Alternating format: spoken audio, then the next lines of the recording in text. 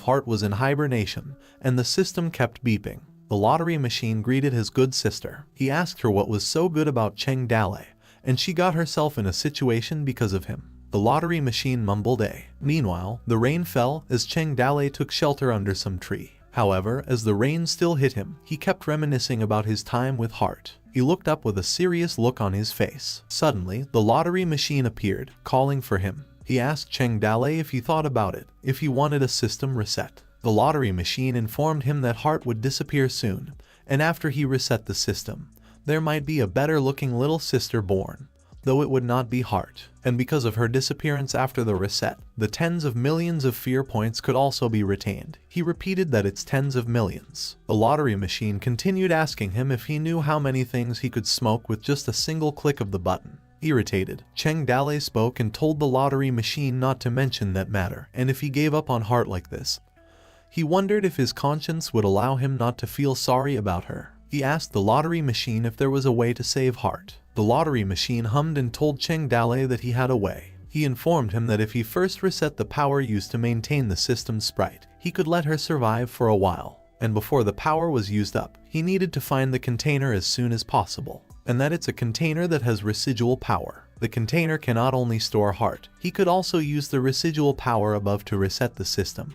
Most systems function, and Hart could be restored just like before. He continued that if he still hadn't found the right container until the power ran out, the system would backfire and absorb his life force, informing him that he would die. Cheng Dale said that he can now start as he understood. The lottery machine informed him that before the system resets, Hart is still so weak that he couldn't use any functions. A notification popped up stating that due to system insufficient energy, the main system reset function is off, and all functions are off, and energy consumption is adjusted to the minimum. Cheng Dale asked how much time he had. Another system message appears stating that the remaining energy has been regulated to maintain the system's sprites, and the dissipation time is extended to 1 year. The lottery machine answered that he has about a year, to which Cheng Dale replied good. The lottery machine said his goodbye to Cheng Dale. Cheng Dale began to walk. In order to save the Hart on the verge of dissipating, Cheng Dale embarked on a new journey. Meanwhile, at Fallen Leaf City, a huge amount of people entered its city gates. A voice said to a man that his reward was already arrived. He continued that he had no need to dwell on such things like jewels, weapons, gold, silver, army provisions, etc. as a first-class count was a powerful title. He had to go to the capital someday, and Emperor Ming would personally reward him. Fang Bashan smiled and said that although his reward was not as good as the one Yang Longting got, it's at least better than other city lords. He chuckled and mumbled that he finally came back, as he no longer had any need to depend on others and better went home. Fang Bashan believed that people's lives were really unpredictable as he imagined himself fleeing a mess back and never thought of today. After a while, at the city square, Fang Bashan stood in front of a huge group of people and called for his fellow townsmen. He told them that those ring tribes were coming to kill them, rob them of their food, and humiliate their wives and daughters, and that the only thing they could do was fight the ring tribe to the end, telling them that if they didn't protect them, who would if they weren't easy to bully, and that their fields, family, and the individuals they wished to protect were all unprotected. As he held his sword high, Fang Bashan said that now that the capital was calling for troops, good men should join the military and defend their country, and if they had the guts to come under his command. Fang Bashan smiled as he said that the capital also needed new palace maids, and asked the people if they wanted to soar and fly up to the tip of a branch. It was a rare opportunity. He also said that the younger the better as they wanted those energetic young people. Suddenly, a rock was thrown and hit Fang Bashan in the face, leading one of his teeth to fall. As his cheeks swelled, he asked angrily who threw that. Then a lot of objects were thrown as the people threw them and cursed at Fang Bashan. Wounded, Fang Bashan mumbled, "They're all rebellious people." He ordered his soldiers to kill all those unruly people. The crowd was like boiling water, and their anger was boiling underneath. When the ring tribe came, they hid in the cellars, in the barren mountains, in the gutters. They watched their loved ones being killed and their wives and daughters being humiliated. They couldn't find any of the noble people they worshipped. They remembered who protected them and those who abandoned them. On a certain day of a certain month in a certain year, the rebellious people surrounded and killed Fang Bashan. And as days passed, a lot more things happened in the empire. The next year, Emperor Ming decided to hold a martial arts competition at the beginning of the spring ancestral ceremony, and announced it to the world. Jizhu, Yanzhou, Qingzhou, Zhezhou, etc., issued a wanted poster for the traitor Cheng Dale, and the rewards were very high. The body of the executed Lin Wenchen was transported back to the northwest border, and the townspeople were rewarded with food and drinks for 10 miles, with 10,000 people crying. His son, Lin Xiaoyu, knelt down for 10 days in front of the tomb, and left home with his uncle without knowing where he was. In Jiangnan of the Yangtze River, a certain merchant group suddenly rose up. Its founders were a pair of beautiful sisters. It is also rumored that Cheng Dale was in Jiangnan. There are rumors that there were suddenly more bandits around the capital. And what is more puzzling is that there were so many mountain bandits, but they didn't fight for the territory. Rumor has it that Princess Mengyu returned to the capital, and the emperor was pleased and issued an imperial edict to find the trace of the sixth prince. Rumor has it that a strange bulgur appeared in Jingzhou, and rumor has it that the Queen of Flowers was threatened by a big official and was rescued by a man. Rumor has it that a certain thing of the previous emperor in the royal tomb was stolen, and a lot of rumors still spread. Time flew by in the blink of an eye, and it was already half a year. 10 miles away from Jing City, a group of people traversed the mountain, as a man asked if they were almost at Jin City yet. Another man answered that he was correct, and asked him if he was going there to take the test. The bald man agreed and said that since the imperial court had announced that they were holding a martial arts tournament, every martial artist had been rushing to Jing City, as the way there had been very lively. At the roadside, a tea stall, the owner told his guests that the tea and meat dish they had ordered was here. He asked Zhu Shenji and his group if they were also rushing to Jing City to take the test. Zhu Shenji chuckled and responded that it was obvious that he was heading there with his eldest son. The owner was in disbelief and said that looking at Qin Man's build, he was sure he could become a centurion at least. Qin Man listened, as the owner said that if he were a few years younger, he would have joined the test himself even if he had to sacrifice his old bones. He would still take down a few Ring tribe generals with him. The other customer chimed in telling the old man to stop bragging, and if the Ring tribe were so easy to kill, why would the great generals back lose all their battles, getting beaten all the way to the imperial capital? While the man beside him said that it's just a shame that there's no one in the empire who's able to stop the Ring tribe. As the owner poured water, he asked them who said that there's no one, as they have Yang Longting. In a single battle he killed over 10,000 enemies, helping all of the empire vent its anger. The customers agreed and said that if they could meet the war god this time and learn a few moves from him, they would be set for life. While the others questioned who doesn't want to learn from the war god and wondered if it's easy to meet that kind of figure. They might be able to get a look at the war god when the imperial court awards him. Zhu Linger, who was holding her cup, listened to a customer who said that if only their empire was filled with great generals like Yang Longting, the Ring tribe wouldn't dare to bully them anymore. Zhu Linger pouted and scoffed. The customers who noticed her expression pointed at her, telling her what she meant by that, and how dare she disrespect the war god, asking her if she does not know gratitude. While the other scolded the man and said that he shouldn't argue with her as the girl is still young, so she hasn't seen the world yet. Zhu Linger, with her hands crossed, cursed at the customers, asking them why she would respect him as their war god was just a stray dog, which made the people mad. Zhu Shenji calmed them down, asking them to please calm down and that his daughter was not good with words and had offended everybody. He asked Zhu Linger what she meant by dog shit, as it was not something a lady like her should be saying. However, Zhu Linger just scoffed at him. Zhu Shenji placed his payment for the food on the table and asked everyone if they could forgive his child, as she didn't know what she was talking about. He told them that they would be taking their leave first, as the customers responded for them to get lost. On Chang'an, the official road, Zhu Linger believed that Cheng Dale was already dead, as they had been looking everywhere and still hadn't found him yet. However, Zhu Shenji said that 1 year ago, while Cheng Dale was forced to jump off a cliff, the officials never found his body. He had a gut feeling that Cheng Dale was still alive, but he just didn't know how to find him. Qin Man chimed in and said that for this time's imperial martial exam, all the empire's martial artists would be attending it. He believed that Cheng Dale would definitely be there. Plus, the one surnamed Yang was there too. Zhu Shenji responded that after the Toad village fell,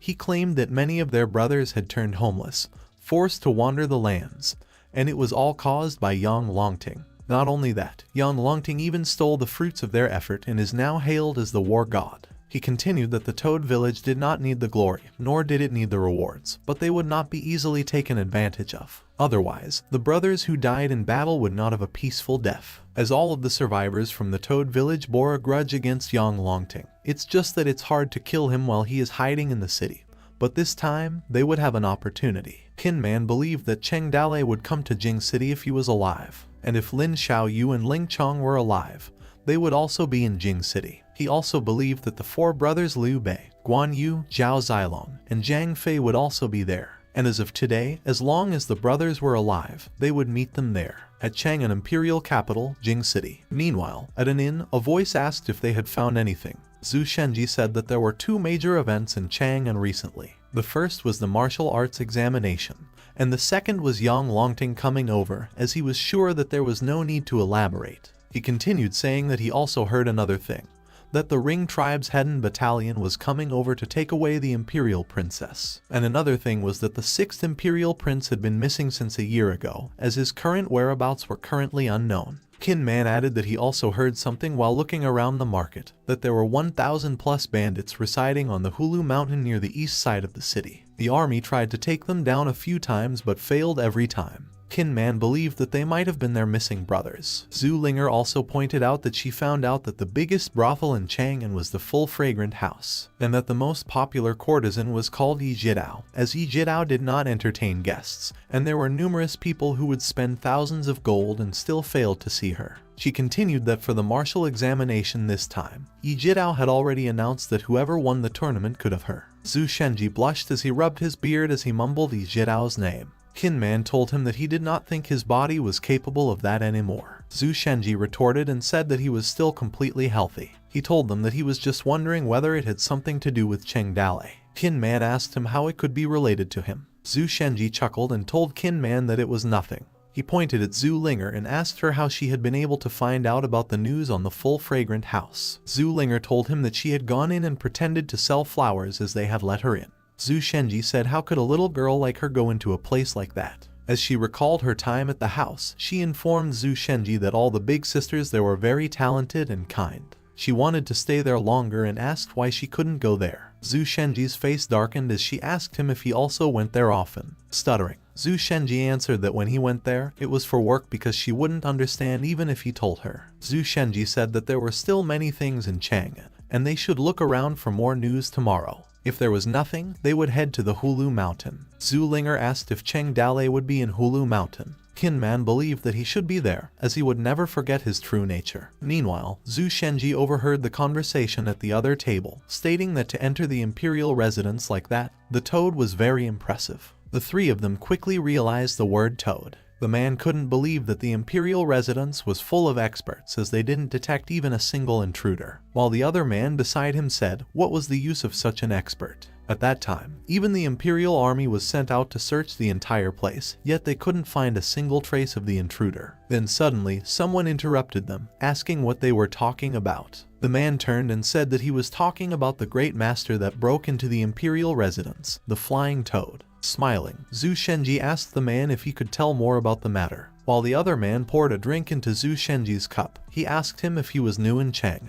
As the Flying Toad was a great and famous expert, he stole from the rich and gave to the poor. Plus, he only targeted the corrupt and evil tycoons. The other man beside him said that he also liked to steal a bunch of antiques, and sometimes, he would even return them the day after he stole them. And rumors said that the Flying Toad wasn't a normal person, as he was born with a pair of wings and could fly in the sky. That's why he was called the Flying Toad. While the other man added that he also thought so, and if he could escape from the imperial residence while being pursued by the army, he must definitely not have been a normal person. The man added that he would even deliver a paper with a drawing of a toad, telling the exact time he would rob before he committed the act. He did it many times already, and he never missed out on the timing. Zhu Shenji asked them if he had done anything recently. The man informed him that 3 days ago, the Zhuling Palace received a paper saying that the Flying Toad would be taking the antiques from their palace at 1:15 midnight. Zhu Shenji laughed as he said that great experts indeed were great experts. The way they did things was really different from their normal folds. Zhu Linger thought that the way the Flying Toad did things was very similar to how Cheng Dale did things. Qin Man clasped both of his hands as he asked the men where the Zhuling Palace was. Night came, as the three of them ran in the streets of Chang'an.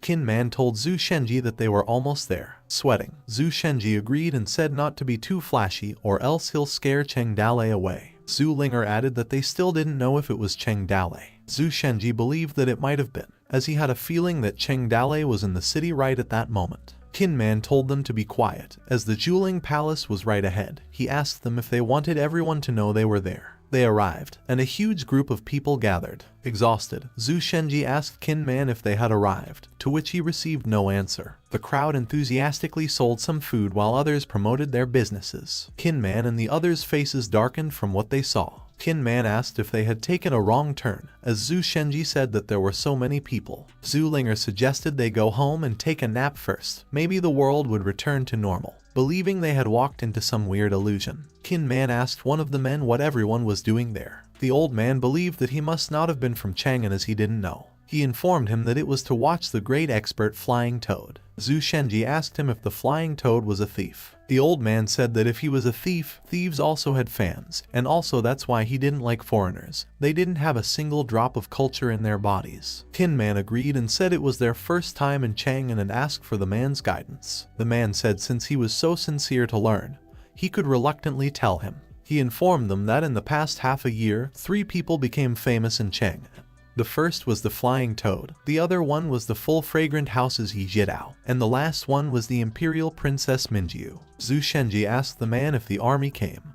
Would the Flying Toad not be able to escape as there were so many people surrounding the place? The man scoffed and rhetorically asked if the army wanted to catch the great Flying Toad. He added that maybe in their next life. Suddenly, one man in the crowd yelled as he pointed to take a look over there that the Flying Toad was here. A masked man appeared on the top of the building. As he mumbled, why bother hiding in the night when dark clothes shine brighter than a pearl's glow? But when you step through the sky to find a path, you can escape from God's wrath, the Flying Toad said. Dozens of people cheered at the Flying Toad as Qin Man just stared at him. The Flying Toad stood up and said that he'd already obtained what he came here for today, as it was like hunting fish in a barrel. He came and went like the wind, robbed the rich, and helped the poor. He was the great hero of justice, as he posed in a weird way. He told them his name. Qin Man's face darkened and claimed that at his build he was nearly identical to Cheng Dalei. Zhu Shenji added that his shamelessness was also identical to him. Qin Man believed that the change of Cheng Dalei was a little extreme. Zhu Linger suggested that they just went back and took a nap, believing that everything would return to normal after they woke up. The crowd yelled that the soldiers were here, which made the Flying Toad on alert. He told them that he would be going first and told them that he loved them all. He laughed as he leaped from building to building. Zhu Shenji ordered Qin Man to go after the Flying Toad and said not to let him out of his sight, to which Qin Man agreed. The Flying Toad leaped from one building to another while Qin Man was chasing behind. Qin Man wondered since when Cheng Dalei had such a beautiful lightning-type ability. He claimed that he was almost like lightning in the dark. Qin Man was exhausted from all the running and cursed under his breath. He picked up a rock and thought that if he let him get away that day, it wouldn't be easy for him to find him again. As he was about to throw the rock, he told the Flying Toad to get down there and released it. The Flying Toad was hit from behind, which made a noise. He fell down to the ground and wondered where the stone came from. Behind him, Qin Man stood as he called for Cheng Dalei. He knelt and asked the Flying Toad why he ran away when he saw them, which made the Flying Toad confused. Qin Man grabbed the mask and told the Flying Toad that he was wearing such a weird mask. As the mask came off, Qin Man was shocked. Zhu Shenji and Zhu Linger arrived asking Qin Man how the situation was and wondered if it's Cheng Dalei. Qin Man told them to see it for themselves. Zhu Shenji and Zhu Linger didn't speak a word. The man behind the mask asked Qin Man to give him back his mask, as the Flying Toad never took his mask off. Zhu Shenji asked who the guy was. Zhu Linger grabbed the collar of the man and asked him to tell her why he was pretending to be the Flying Toad.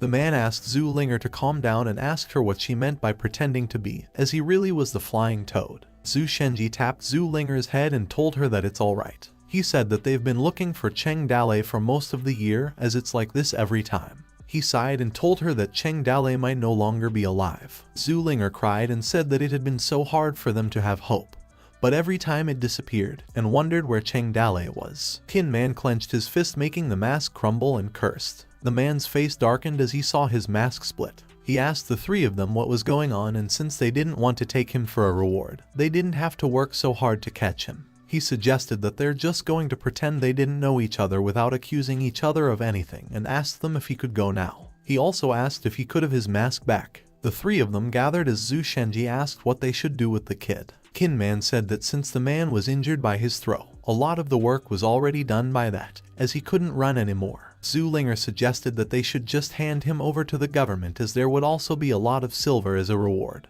and that they didn't have money or an onward journey. Kin Man believed that the man's contact did not seem small and warned them of his revenge. As the man was listening, Kin Man said that he had noticed that they were looking for Cheng Dale. As there was no guarantee that he would keep the information to himself, maybe the government would find out about it. Zhu Shenji asked if they should just kill him. He suggested that they should cut off the man's tongue first so he couldn't scream around, and they would kill him and collect the bounty. Kin Man agreed and said that it was settled, which made the man sweat. The three of them smirked and Zhu Shenji said to the man to come as they were going to talk. Zhu Linger held a knife, while both Kin Man and Zhu Shenji held the men, telling him not to be afraid as it would be fine in a minute, while Kin Man told him to relax. Scared, the man told them to hold on. As he struggled, the man said to wait a minute, and asked them if they were looking for a person and that he could be of help. After a while, at an alley, the man complained about his back. Kin Man asked him if he could help them and if he knew who they were looking for. The man asked him if they were outsiders and if they didn't know the rules of Chang'an City. As Zhu Linger held her knife, she asked him what's wrong with being an outsider, and also if an outsider had done anything bad to him. She threatened him that she would castrate him if he kept talking nonsense, to which the man didn't mutter a single word. Zhu Shenji hit Zhu Linger in the head and told her to watch her tone and that he should never have let her get that close to Xiao Bailang. The man chuckled awkwardly and thought that Zhu Linger looked pretty cute, but he didn't expect her to be so fierce. He asked them if they were bandits. Zhu Shenji asked him how he knew about that. The man asked another question about the area they were working in, whether it was the waterway, the dry way, or the Hulu Mountain. He thought it was obvious enough that a young girl dared to pick up a knife. Zhu Shenji asked the man if that was something he should be asking and told him to tell them about himself. The man agreed and informed them that they had just arrived in Chang'an City and might not know the current situation in Chang'an yet. He mentioned that the city of Chang'an was so big that finding one person was like looking for a needle in a haystack, but there was one person who could help them.